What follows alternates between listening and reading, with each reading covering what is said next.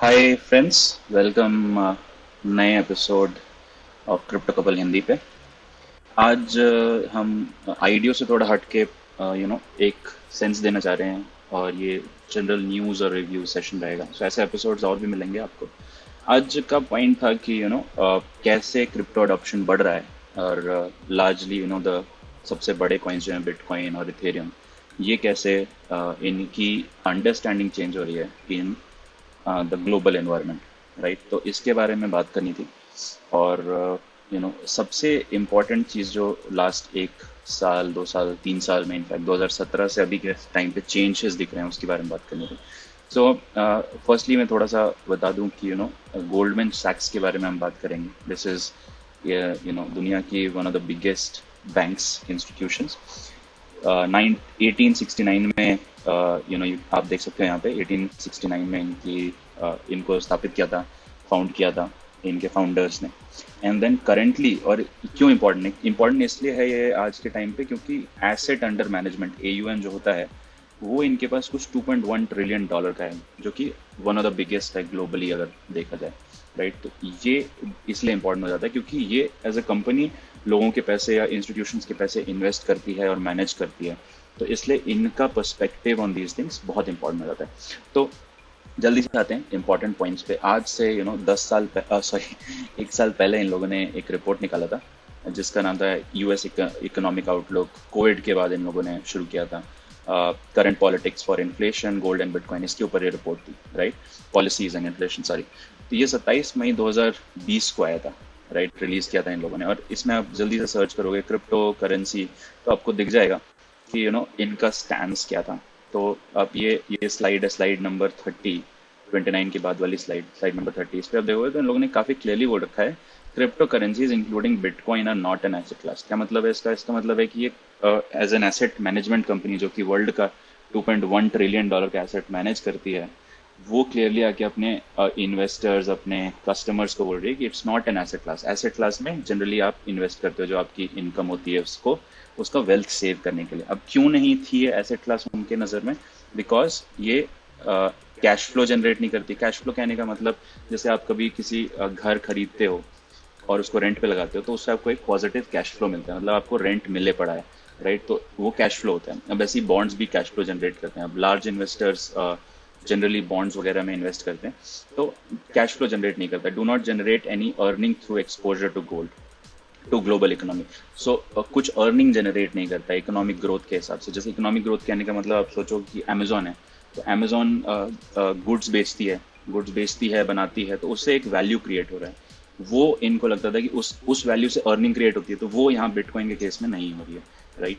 Do not provide consistent diversification benefits नहीं करती है। वॉलेटाइल है, वॉलेटाइल अप टू 76% इन लोग का पॉइंट था कि आप हाई से पीक से बॉटम देखो तो 76-80% जैसा वॉलेटिलिटी है। तो ये 4-5 पॉइंट्स इन लोगों ने कॉल आउट किए थे, बोले थे कि इन सब रीजंस के कारण बिटकॉइन और crypto currencies including bitcoin asset class नहीं है, तो जनरली ये हेजिटेंट होंगे इन्वेस्ट करने में, राइट। अब 1 साल के बाद लगभग मई 2021 में, 2017 में भी बिकॉज ये सब क्रिप्टो करेंसी काफी हाई था, बूम था, तो उस समय गोल्डमैन ने ट्राई किया था इनका ट्रेडिंग बेंच सेट करने का, बट लार्जली उन लोगों ने कैंसिल कर दिया वो प्लान, बिकॉज हमारा बबल क्रैश कर गया था, राइट। तो एनीवेज, करंट इशू पे आते हैं। करंटली इन लोगों ने 21 मई 2021 को नया पेपर रिलीज किया है, रिसर्च पेपर टिपिकली एक गोल्डमैन सैक्स की टीम रहेगी जो ट्रेडिंग करती है, देन रिसर्चर्स रहेंगे जो इंटरव्यूज करते हैं, सेकेंडरी रिसर्च करते हैं, पता करते हैं कि वैल्यू एक्चुअली क्या होनी चाहिए किसी एसेट की, कितने लोगों ने इन्वेस्ट कर रखा है, क्या उनका प्रोडिक्शन है। तो ये सारी चीजें वो पता करते रहते हैं, रिसर्च डेस्क से आता है, राइट। तो अब नए पेपर का टाइटल है न्यू एसेट क्लास और क्वेश्चन मार्क। मतलब ये है कि एटलीस्ट अभी भी ये लोग उस लेवल पे नहीं पहुंचे जहां दे कैन से कि ये एसेट क्लास ही है, बट एटलीस्ट एक क्वेश्चन मार्क आ गया, एक डाउट आ गया दिमाग में कि क्या ये नया एसेट क्लास है। तो एनीवेज, इसमें बढ़ते हैं आगे। इंपॉर्टेंट चीजें हैं कि जैसे माइक नोवोग्राट्स, जो कि गोल्डमैन सैक्स के काफी इंपॉर्टेंट पर्सन थे, अभी CEO गैलेक्सी डिजिटल होल्डिंग के हैं, ये बड़े हैं, काफी नामी गिरामी इंसान है, इनका इंटरव्यू है। देन ग्रे स्केल इन्वेस्टमेंट के CEO, उनका उनका है इंटरव्यू इसमें। माइकल मैक डरमॉट जो कि head of digital assets Goldman सैक्स हैं, उनका इंटरव्यू। काफ़ी इंटरेस्टिंग पॉइंट्स रखे हैं इन्होंने। मैंने ये पूरा पेपर पढ़ा, तो मैं आपको जल्दी से लेके चलता हूँ कि क्या इंपॉर्टेंट एस्पेक्ट्स हैं जो कि ये लोग इस पेपर में जिसका बात कर रहे हैं, राइट। तो फर्स्टली बिफोर टॉकिंग की क्या अच्छी अच्छी बातें हुई हैं, एक दो कॉन्ट्राडिक्टिंग पॉइंट्स भी हैं। जैसे नूरी रूबीनी जो कि प्रोफेसर हैं इकोनॉमिक्स के न्यूयॉर्क यूनिवर्सिटी में, स्टर्न स्कूल, काफ़ी नामी गिरामी स्कूल है। तो उसमें उनके प्रोफेसर हैं इकोनॉमिक्स के, तो काफ़ी नॉलेजेबल इंसान है। तो उनके कुछ क्वेश्चन है जो कि इंपॉर्टेंट है। What do you think about bitcoin and other crypto currencies, are they in bubble? तो इनका पहला पॉइंट था, to start calling them currencies is not correct. तो बेसिकली इनका पॉइंट है कि ये तो करेंसी है ही नहीं, जो कि आई थिंक हम भी अंडरस्टैंड करते हैं। और टू अ सर्टेन एक्सटेंट 2017 से 2021 का जो क्रिप्टो करेंसी का जो बुल रन था, और इस फेज में सबसे बड़ा डिफरेंस यही आया है कि आई थिंक लार्जली जो कम्युनिटी है उसको भी अंडरस्टैंडिंग हो गई है कि बिटकॉइन या इथेरियम करेंसी के टर्म्स पे हमें नहीं देखना चाहिए। और इंडिया का भी स्टैंस यही था। इंडिया का भी जब इंडिया ने बैन लगाया था क्रिप्टो करेंसीज पे, देन जो पेपर लिखा गया था उसमें भी यही बोला गया था कि अगर करेंसी के तरीके से देखोगे तो इसको बैन कर देना चाहिए, क्योंकि उस तरीके से देखने पे गवर्नमेंट्स इसको अपने तरफ, अपने ऊपर अपने अगेंस्ट एक वो अज्यूम करती हैं। तो इनका पॉइंट है कि करेंसी नहीं है, इसको क्रिप्टो करेंसी बोलना will not be correct. Currency के 4-5 एट्रीब्यूट्स होते हैं जो इन्होंने कॉल आउट किए हैं, तो we will not get into that. वो काफी क्रिटिकल हैं about this. Why are more institutions interested in getting involved? कि बड़े institutions क्यों involved हैं?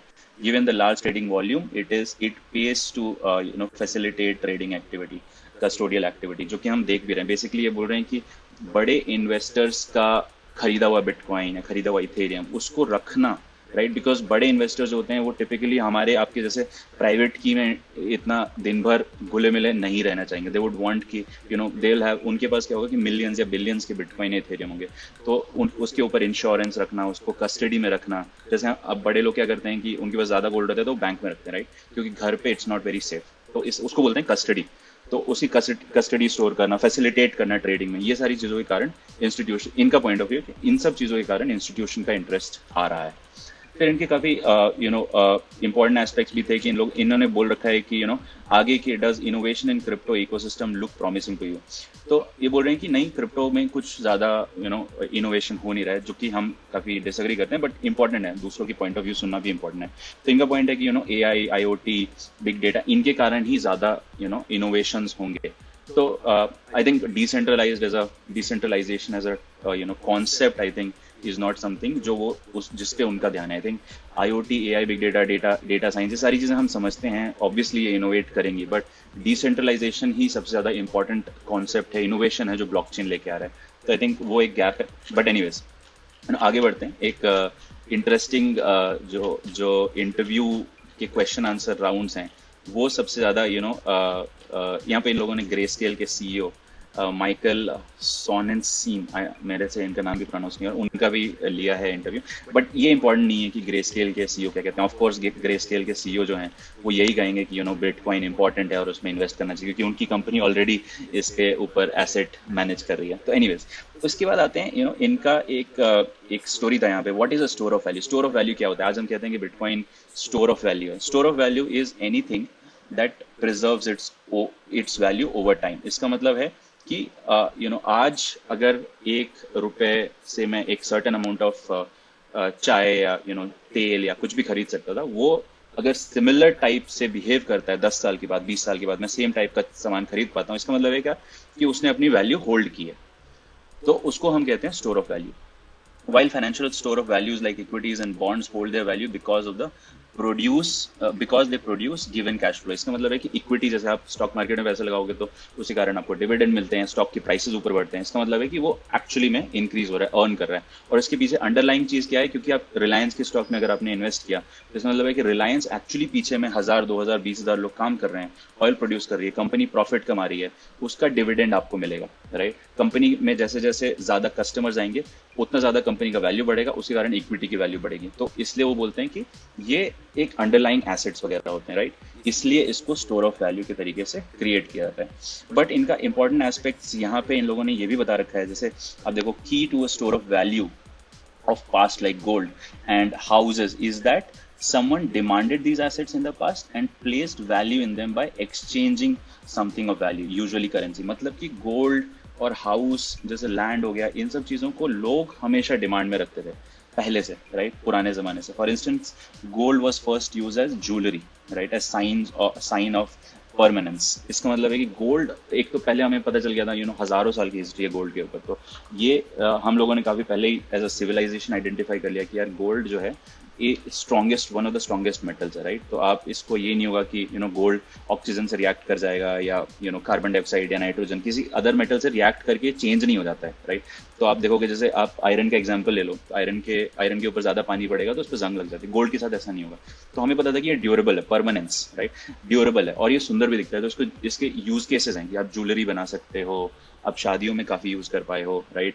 तो बहुत सारे यूज केसेस हैं कि जैसे पहले के जमाने में गोल्ड लोग एक्सचेंज करते थे क्योंकि आपके पास कोई एक करेंसी नहीं होती थी. तो इससे इस्टेब्लिश्ड यूज केसेस थे, इसलिए इसको स्टोर ऑफ वैल्यू कहा जाता है, राइट. क्योंकि एक limited sort of limited supply है, आपको ढूंढने में भी इन्वेस्ट करना पड़ता है. तो इनका पॉइंट है कि गिवन ये सारी चीजें एक अंडरलाइंग चीज थी जिसको आप होल्ड कर सकते थे, पहन सकते थे, एक्सचेंज कर सकते थे एक दूसरे के साथ, राइट. इसलिए लोगों में ये वैल्यू अटैच कर दी है गोल्ड के साथ, राइट. एक परमानेंट चीज है आपके पास जब आपने गोल्ड खरीद लिया. Given the state of technology, the time gold was only a solution for this problem, which explains why so many societies adopted it. तो उस समय के हिसाब से solution था उसका, right? But उसके बाद ये क्या कहते हैं? And then societies began to conquer each other, and जब एक दूसरे को conquer करने लगे, तब international trade की जरूरत होने लगी, right? International trade कहने का मतलब जैसे अगर आप imagine करो कि इंडिया और यूएस, इंडिया बहुत ज्यादा लेट्स से शुगर प्रोड्यूस करता है और यूएस बहुत ज्यादा ऑयल प्रोड्यूस करता है, तो इन दोनों को एक्सचेंज कैसे किया जाए, क्या है स्टैंडर्ड, कैसे इसकी वैल्यू डिनोट की जाए, राइट. तो उसके लिए बीच में जो एक्सचेंज करना है उसमें गोल्ड मेजरली यूज होने लगा. ये हिस्ट्री है वाई हम लोग गोल्ड को स्टोर ऑफ वैल्यू कहते हैं. बट इसका अंडरलाइंग पॉइंट ये क्या कहना चाहते हैं? अंडरलाइंग पॉइंट ये कहना चाहते हैं कि कोई भी चीज जिसकी वैल्यू आपको डिटरमाइन करनी है या आपको बोलना है कि यार वो that is a store of value, उसका यूज होना चाहिए डेली बेसिस पे या वीकली बेसिस पे, राइट. लोगों को उसको यूज करना चाहिए. एंड यही सबसे बड़ा पॉइंट था आई थिंक जो मेरा कंक्लूजन है आफ्टर रीडिंग दिस रिपोर्ट की दे आर सेइंग, उनका पॉइंट है कि ethereum beats bitcoin as store of value. क्यों? बिकॉज जिस टाइप की एनालॉजी आपने देखी, गोल्ड गोल्ड बहुत यूज होता था, तो आज उसी तरीके से इथेरियम के ऊपर इतने सारे एप्लीकेशंस बन रहे हैं. तो आपको जब एप्लीकेशन बनाना होता है आपको इथेरियम चाहिए ट्रांजैक्शंस करने के लिए. आपका जो डीफाई इकोसिस्टम है, इन लोगों ने वो सब कॉल आउट भी किया है. पढ़ोगे तो यहाँ पे लिखा हुआ है कि डीफाई इकोसिस्टम जहाँ पे आप यील्ड फार्मिंग कर सकते हैं. मतलब कि आपने आपके पास लेट्स से बिटकॉइन है तो आप उसको रैप बिटकॉइन में कन्वर्ट करके जमा कर सकते हो, उसके ऊपर इंटरेस्ट ले सकते हो, उसको आप लेंड कर सकते हो. तो सारी जो बैंकिंग रिलेटेड फंक्शंस होते हैं, इंटरेस्ट अर्न करना, किसी और को लेंड करना, ये सारी चीजें आप कर सकते हो. तो इसके ऊपर क्या होता है कि आपने अगर लेट्स से 10,000 रुपए का बिटकॉइन लेंड किया है या डिपॉजिट किया है सेविंग अकाउंट में, तो आपको 8% 7% जैसा इंटरेस्ट रेट मिलेगा, वो भी बिटकॉइन के ऊपर मिलेगा. तो आपको बेचने की भी जरूरत नहीं, एंड देन वो सेव होता है. तो डीफाई बहुत ही बड़ा इंपॉर्टेंट एक चीज जो ना इंडस्ट्री आप कह सकते हो जो कि डेवलप हुआ है इथेरियम नेटवर्क, जहाँ पे आप डेली में देखोगे तो इथेरियम के ट्रांजेक्शन होते हैं इसके ऊपर. देन दूसरी चीज है एनएफटी. एनएफटी काफी बढ़ गया. NFT basically non fungible token होते हैं. इसका मतलब होता है, हम वीडियो भी बनाएंगे काफी डिटेल में, बट नॉन फंजिबल टोकन का मतलब कि इनडिविजिबल हैं और यूनिक हैं. एक टोकन दूसरे टोकन का इक्वल नहीं है. तो जैसे दो इथेरियम के टोकन होंगे, अगर मेरे पास है और आपके पास है, दोनों इक्वल हैं. बट एक एनएफटी मेरे पास है और दूसरा एनएफटी आपके पास है, दोनों इक्वल नहीं है, दोनों डिविजिबल नहीं है और दोनों डिफरेंट होंगे. जैसे आर्टिस्ट हैं कोई, अगर अज्यूम करो आपकी सचिन तेंदुलकर का पहला सेंचुरी का वीडियो है, उसको आप एनएफटी बना सकते हो. इसके ऊपर काफी डिटेल में हम वीडियो बनाएंगे. बट इंपॉर्टेंट एस्पेक्ट है कि बहुत सारे यूज केसेस जहाँ पे इथेरियम ऑलरेडी यूज किया जा रहा है, राइट. तो इससे क्या होता है, दो चीजें होती है. एक है कि पीपल नो कि मुझे ये चाहिए होगा और आज खत्म हो गया, तो ऐसा नहीं है बिकॉज करोड़ों लोग यूज कर रहे हैं तो कल खत्म नहीं होगा. दूसरी चीज है कि वॉलिटिलिटी कम हो जाती है. जो हमने एक पॉइंट देखा था पिछले वाले 2020 के रिपोर्ट में भी, कि one of the biggest reason is कि वॉलिटिलिटी कम हो जाती है. तो क्या होता है कि जब यूज बढ़ता है, डेली यूज बढ़ जाता है किसी भी चीज का, तो उसकी वॉलिटिलिटी भी कम हो जाती है. और यही एग्जांपल्स आप गोल्ड की जब हिस्टोरिकल प्राइसेस हैं उसमें भी देखोगे, तो इनिशियली गोल्ड बहुत वॉलेटाइल होता था. वॉलेटाइल क्यों होता था? क्योंकि आज इंडिया कुछ प्राइस बोलेगी, यूएस कुछ प्राइस बोलेगी, और वो इंटरनल है, राइट, उस इकोसिस्टम में. तो जब आप कनेक्टेड होते हो, जब हजारों करोड़ों लोग इसमें इन्वेस्ट करते हैं, उन सबके पास एक वैल्यू आती है, तो देन वॉलेटिलिटी भी कम हो जाती है. और इनका यही प्रेडिक्शन है कि बिकॉज ये ज्यादा यूज होगा, अभी भी यूज हो रहा है, ये ज्यादा यूज होगा. और हमने देखा लास्ट एक मंथ में आप देखोगे तो volume of trade off Ethereum वो ज्यादा हो गया है बिटकॉइन से भी, राइट? तो ये एक पॉइंट है जो कि I think one of the things जो कि वॉलेटिलिटी थी जो इन लोगों ने कोट किया था लास्ट टाइम, वो भी चेंज कर दी। दैट्स वाई ये लोग बोल रहे हैं कि इथेरियम का वैल्यू मोस्ट लाइकली ज्यादा हो सकता है, राइट, कंपेयर टू बिटकॉइन। तो यही है, आई थिंक इंपॉर्टेंट है। आप इस रिपोर्ट को पढ़ो, मैं इसका लिंक भी डाल दूंगा। इसमें बहुत सारे इंटरेस्टिंग कंपोनेंट्स हैं, जैसे आप इनके जो डिजिटल एसेट्स के जो हेड हैं गोल्डमैन के, उनके बहुत सारे क्वेश्चंस हैं। जैसे इनका एक क्वेश्चन आया है यहाँ पे कि गोल्डमैन सैक्स has had fit starting in crypto, why now, why are you launching now? क्योंकि 3-4 साल से ये लोग कुछ ना कुछ करने की कोशिश कर रहे थे, अभी तक लॉन्च नहीं किया। तो इन लोगों ने क्लियरली बोल रखा है कि client demand pure and simple is the only reason they are going into. इसका मतलब है कि इनके जो कस्टमर्स हैं बहुत ज्यादा फेवर कर रहे हैं कि अब बिटकॉइन या इथेरियम या अदर क्रिप्टो करेंसीज में भी इन्वेस्ट करें। तो इसका एक सेकंड पार्ट भी हम बनाएंगे, बट आज के लिए इतना ही। आई थिंक काफी चीजें हमने कवर की हैं। मैं इस रिपोर्ट का लिंक भी डिस्क्रिप्शन में छोड़ दूंगा, so that you understand. But important aspect यही है कि वर्ल्ड की one of the biggest bank जो कि अराउंड $2.1 ट्रिलियन का एसेट मैनेज करती है, उसका पॉइंट ऑफ व्यू शायद अब चेंज हो रहा है क्रिप्टो करेंसीज की तरफ, काफी इतना बड़ा कि दे आर वो कंफर्टेबल हैं एक पब्लिकली रिपोर्ट डालने में भी, कि जहाँ पे वो बोल रहे हैं कि यार is it really store of value. और स्टोर ऑफ वैल्यू में भी they are taking a stance. उनका पर्सपेक्टिव काफी क्लियर है कि बिटकॉइन से ज्यादा इथेरियम वैल्यूबल होगा as store of value, because ये ज्यादा यूज होता है। तो दोस्तों आज के लिए इतना ही। इसका हम पार्ट 2 भी बनाएंगे, जिसमें काफी क्रिटिकल बातें कहेंगे कि इंस्टीट्यूशनल इन्वेस्टमेंट्स का क्या सीन है और what are we going to see आगे चल के नेक्स्ट 2 साल 3 साल 4 साल में किस टाइप की चीजें हो सकती हैं। तो अगर आपको अच्छा लगा होगा तो प्लीज़ कमेंट करें, क्वेश्चंस पूछें, वी आर अवेलेबल। हम यूट्यूब के कमेंट्स पे रिस्पॉन्ड करेंगे और काफ़ी जल्दी next version of this report बनाएंगे। तो प्लीज़ लाइक सब्सक्राइब ज़रूर करना, सो दैट हमें पता चले कि आपको ये चीज़ क्लियर हुई है। कुछ डाउट्स हैं तो उसको भी आप कमेंट्स में पूछना। And thank you so much for today. Hopefully will see you next week.